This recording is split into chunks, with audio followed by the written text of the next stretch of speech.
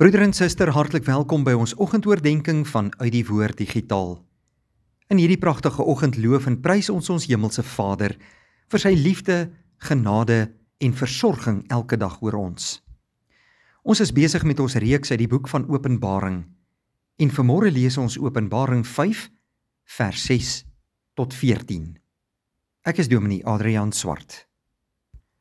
Toe het ek voor die troon wat omring was deur die 4 lewende wesens, tussen die troon en die ouderlinge, 'n lam sien staan, die een wat geslag was. Hy het 7 horings en 7 oë gehad. Die 7 oë is die geeste van God, wat oor die hele aarde uitgestuur is.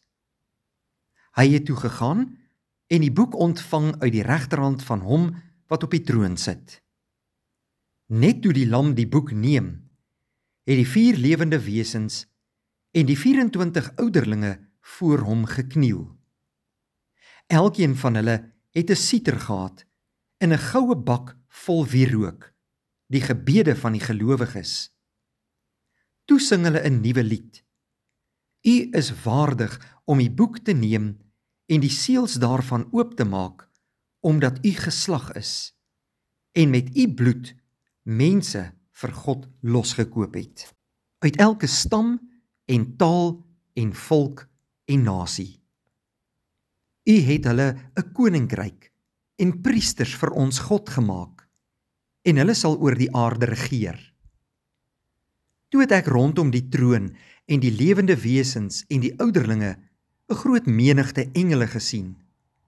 Daar was duisende der duisende, ja, miljoene der miljoene. Ek het hulle hard hoor uitroep: Die lam wat geslag was, is waardig om die mag en die rykdom, die wysheid en die sterkte, die eer, heerlikheid en lof te ontvang.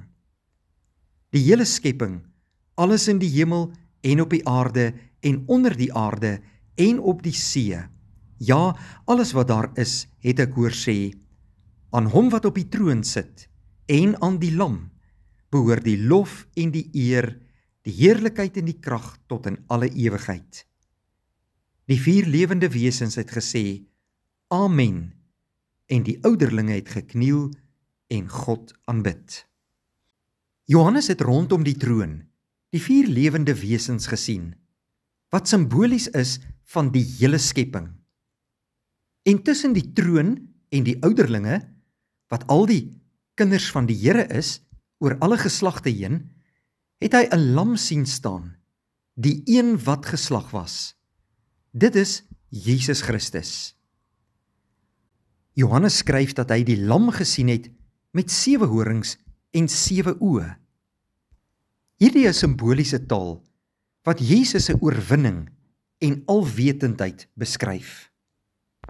Nadat Jesus die verseelde boek ontvang het, het die hele skepping en alle gelowiges voor hom gekniel. Ja, hulle het ook die gebede van die gelowiges in 'n wierookbak gehad. Hulle het 'n nuwe lied gesing. U is waardig om die boek te neem en die seels daarvan oop te maak, omdat u geslag is en met u bloed mense vir God losgekoop het uit alle volke, tale en nasies. Volgens vers 9. Dit is 'n teken daarvan, broeder en suster, dat Jesus Christus aarde toe gekom het vir alle mense. Dis nie net vir sekere volke of vir sekere mense wat hy kom red het nie.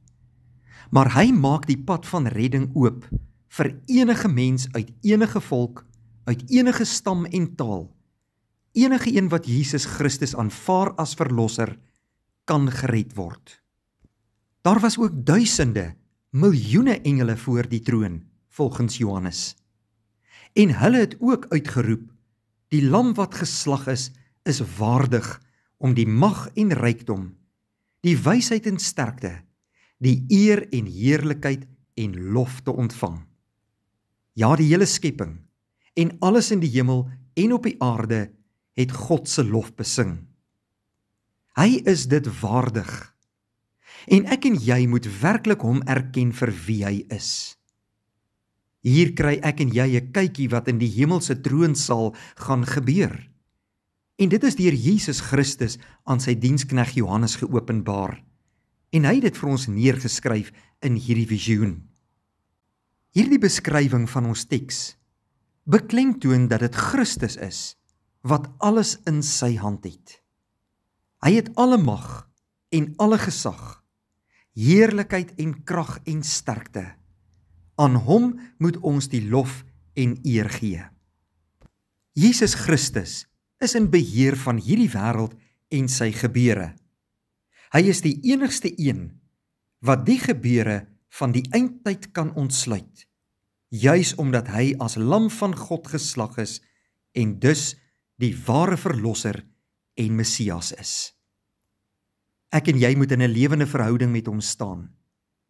As ons Jesus dien, ons glo van harte in hom, sal ons een van die wees wat daar rondom sy troon staan eendag, om die lof en eer aan hom te besing en sy naam groot te maak.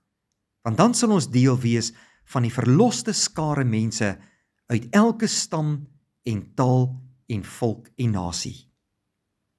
Kom ons dank die Here vir hierdie wonderlike gebeure wat hy aan ons kom openbaar het deur sy diensknegt Johannes.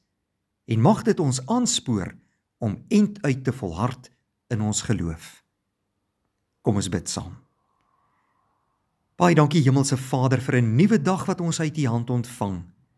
Vir soveel voorregte en seëninge en gawes wat U onverdiend aan ons gee.